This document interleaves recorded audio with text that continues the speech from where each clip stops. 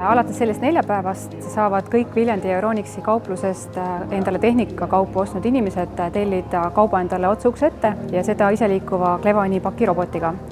Tegemist on Clevan 1 autonoomse sõidukiga, mis on mõeldud siis kauba ja pakkide viimase miili koju jaoks. Need robotid on palju efektiivsemad, kui on inimestega sõitvad sõidukid. Esiteks, seal ei ole vaja inimest, selle masina saab teha palju kergema. Meie masin võtab 5 korda vähem energiat kui ka kõige väiksem elektrikaubik, mis on täna eriti oluline selles energiakriisis.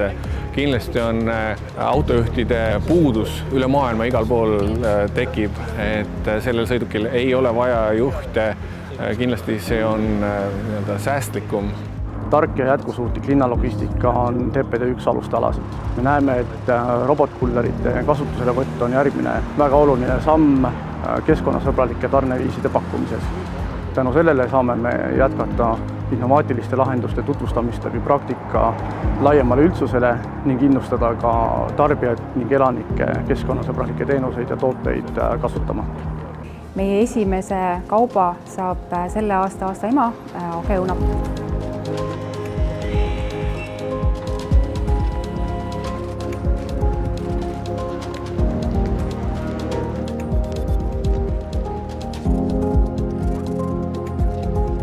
Kahtlemata on see väga ülev ja eriline tunne ja see toob tänasesse päeva oma värvi ja eksust kindla peale.